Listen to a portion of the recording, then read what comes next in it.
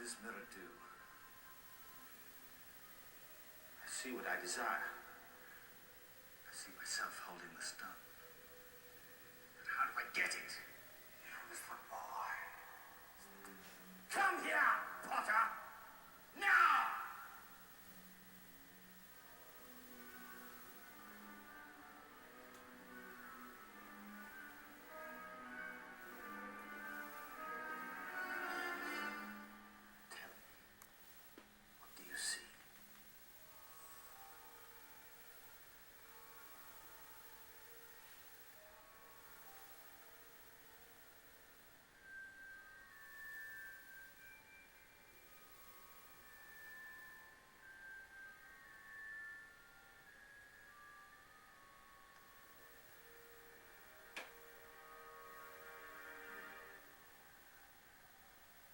What is it? What do you see?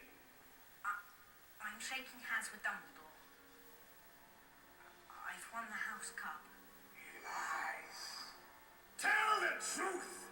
What do you see? Let me speak to him. Master, you are not strong enough. I have strength enough for this.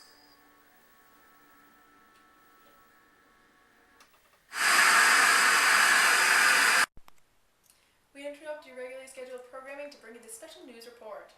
This just in.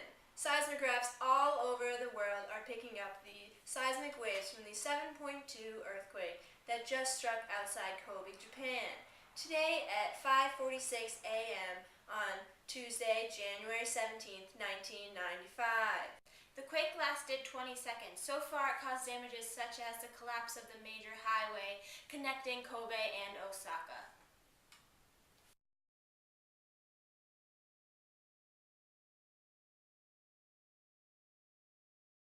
We are being told that most of the buildings underwent serious damage were older wood frame houses with heavy clay tile roofs, and other buildings built before 1981 when strict seismic building codes were enforced. Needless to say, many ductile frame buildings remained undamaged. Minutes after the quake, ruptured gas lines ignited, and Kobe is now being hit by over 300 fires. Rescue aids from both medical and fire teams are being delayed due to rubble and traffic-crowded streets and burst water mains. Kobe is Japan's sixth largest city and the world's largest port, with a population of 1.5 million. Experts say that there will be a death toll of 5,000. We have received several videos from many locals in the area who experienced the shockwaves. Take a look.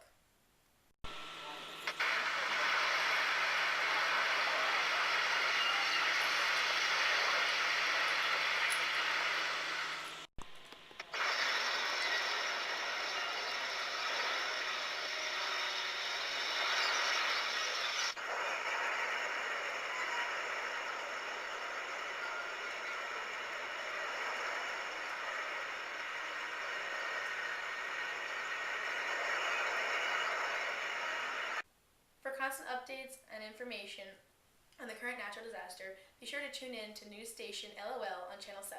We now return you to your scheduled broadcasting.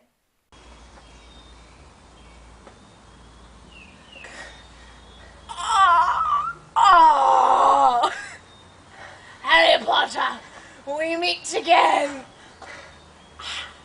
You've seen what I've become. Unicorn blood sustains me, but it cannot give me a body.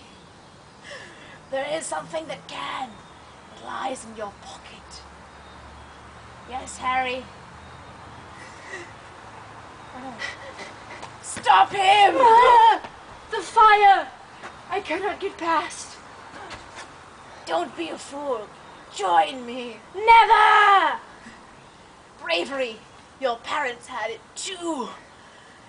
Would you like to see them again, Harry?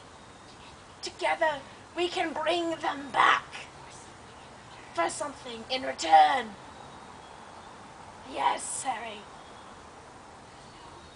There is no good and evil. There is only power, and those too weak to take it. Together, we can do extraordinary things. Give me the stone! You liar! Kill him!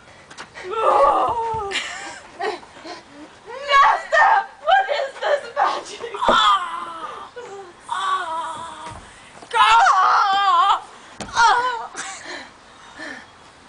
Ow! Good morning, America. It is 9 o'clock and you're watching LOL on Channel 7.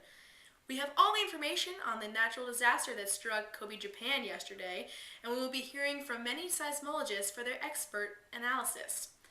We now turn to Sandy in Japan with Japanese seismologist Fukazawa Yukichi for an expert explanation. So, tell me a little bit about how earthquakes happen in general. Earth crust, it divides up into sheets called plates. Where the plate meet is called a boundary. Earthquakes are often associated with subduction dome, where one plate is sliding underneath the other. Because these plates are not smooth, they exhibit movement called slip and stick, where they become locked and build up stress, and when the stress is released, it is in the form of an earthquake. So that's when they break apart. So what can you tell me about the earthquake in Kobe? Well, three coastal plates meet near the coast of Japan. Earthquakes are common here because the oceanic plate, the oceanic Philippine plate, is sliding underneath the continental Eurasian plate. This causes lots of friction. The focus is the point underneath the surface where the energy is released. This focus was very, very shallow, which causes more damage. It was about 16 kilometers underneath the surface. The epicenter is the point on the surface that is directly above the focus. The epicenter was very close to the populated area. The epicenter was on Awaji Island, and the energy traveled along the Nojima Fault, and it traveled to the cities of Kobe and Osaka. Thank you, Yurichi. Now back to you, Cheryl. We now turn you to Donna with Dr. Howard. So, Dr. Howard, besides the fact that you can feel the earth shaking, how do you know you're experiencing an earthquake? Well, Donna, we have these things called seismographs that detect the Earth's movement. It is basically a large drum that is attached to the bedrock, and when it's shaking, the crust is shaking, it moves the entire structure. And except for the pendulum that is hanging down in the middle by a weight with a pen attached to it, and when that pen is moving back and forth, it draws on a piece of paper, creating up and down waves for the movement, and the larger the wave, the larger the seismic wave. So how are the waves destructive? Well, there are three types of waves, two body waves and one surface wave. The two body waves are P waves and S waves. P waves come first. They stand for primary waves. They have the highest velocity, and they move the Earth in a sort of push and pull fashion.